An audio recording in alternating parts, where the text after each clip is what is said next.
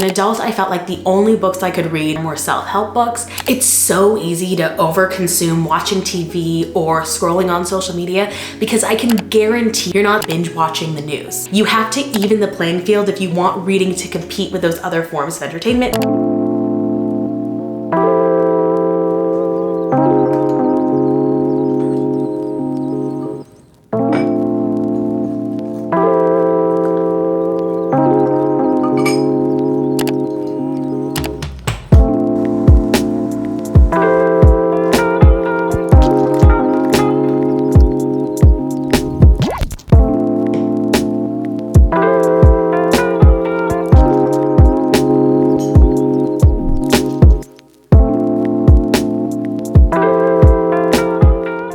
Hey guys, and welcome back to my channel. If you're new here, my name is Chantel, and I'm so excited about today's video because I'm gonna be talking about something that I am so passionate about, and that is reading.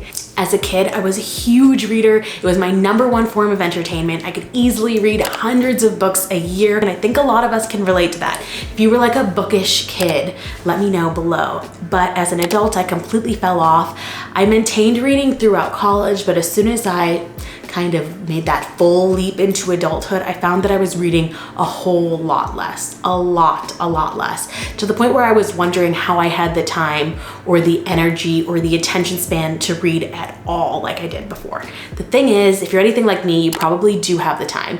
You might just be spending a lot more time than you think you are, mindlessly consuming content that you don't intend to consume. So I found that I didn't have a lot of time, but I was spending a huge chunk of my time mindlessly scrolling on social media, mindlessly watching TV shows that I wasn't even really invested in, and I found that I really missed the depth that comes with reading. And turns out there's a lot more benefits to reading than I even knew. But like any habit, even habits that are supposed to be fun, they come with a little bit of work at the front end. So what you're gonna wanna do if you're trying to read more is to define a why. Just like with any habit, with anything that you wanna do in life, anything you wanna stick to, you have to come up with a reason why you're doing it. And maybe right now the reason is just that you want to read more books to have them on your Goodreads, and you're going to find that if that's the reason that you're reading, you'll probably fall off. If what you're looking for is just an increase in a vanity metric, you can do that, and you'll probably do that by reading a lot of short books, a lot of summaries to increase the number of books that are showing up on your year-to-date books, and not reading books that you really love. So if I could suggest a couple of whys, there are a lot more benefits to reading, any kind of reading. It reduces your stress. In fact, according to the University of Sussex, in just 6 minutes of reading a day, you're able to reduce muscle tension, and it actually reduces your blood pressure. Better than things like taking a walk, and better than things like listening to music, which is pretty crazy.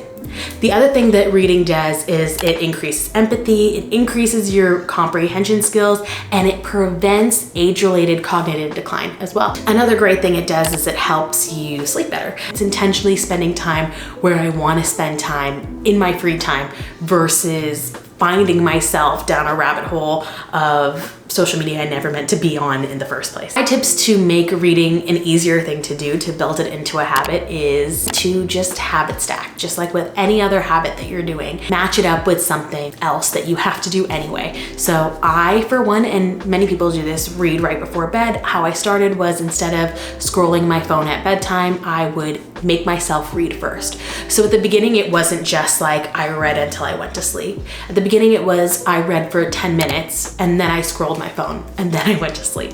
And I found the more and more I got into books, the more I read, the more likely I was going to stumble upon a story that just kind of made me want to keep reading. And now I read every single day before bed, and I do not scroll social media before I go to sleep, and that has increased my sleep efficacy. There are a couple ways to implement this, of course. One thing that's really easy to do is maybe just stick the book that you're reading on your bedside table so that when you get into bed, you look over and you see that your book is there, and so you pick it up and read for 10 minutes before you go to sleep. If 10 minutes is too long, you can make it 10 pages, 5 minutes, whatever works for you, and build up. Just like anything that you do, just like exercising or learning how to do literally any skill, if you just start small, but you stick it in a routine that you're doing very regularly, preferably every day, you're gonna be able to build that up over time. The next thing I would recommend is to remove the financial strain that comes with reading. Instead of thinking that you need to purchase every single book that you're going to read, there are a lot of other options. You can go to the library. Libraries still exist,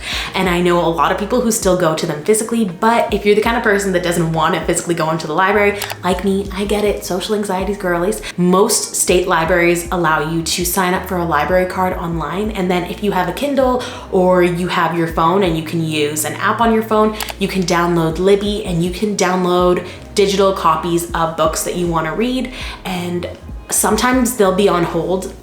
A lot of popular books are going to be on hold in Libby, but it's totally worth signing up for them. If you sign up for enough of them, it usually works out to where you have a book to read at any given time. And it's great, it's free. You could probably do it right now and you could do it without leaving your house. It's even better if you have a Kindle, in my opinion, because you can get Kindle versions of that book, download it to your Kindle, and then if you need a little extra time with the book, you can turn on airplane mode until you're finished reading the book and then turn it off and return it, so you have a little extra time with your library books. Another nice thing is if you already have a Kindle, a lot of Kindle books end up going on sale. If you sign up for the Kindle Deals, you'll get an email every day with all the books that go on sale, and I download those all the time. There's also Stuff My Kindle. I know they have it for romance. I know they have it for thriller, so you can look up those days and download a bunch of free books as well. And my final tip, and this is the biggest tip I can give you, and it's not one that I see a lot of people mention, you don't have to just read nonfiction books. This is the biggest mistake that I ever made as an adult and what stopped me from reading. As an adult, I felt like the only books I could read that was worth my time were self-help books, and that could not be further than the truth. Of course, a big part of reading is getting knowledge. I still read self-help books, I still love them, but I read other things as well. If I only read self-help books every single day, especially before bedtime, I'd probably feel pretty inadequate. It wouldn't be fun. It wouldn't be something I would consider a hobby. It would be something that I was just doing for self-betterment. And that's great if that's you, but if you struggle with reading and you're only reading self-help book, I encourage you to pick up a fiction book. The other nice thing about reading fiction is that if you don't like the book, you can put it down and try another one. You're not reading it for the content. You're not reading it to learn. You're reading it for pure enjoyment, and giving that back to yourself is gonna make it more likely for you to do it in place of other things that entertain you. It's so easy to overconsume watching TV or scrolling on social media, because I can guarantee when you're doing those things on a Friday night, you're not spending your entire night binge watching the news. You're watching TV shows that you want to watch about subjects that you're interested in. You're watching dramas, you're watching comedies.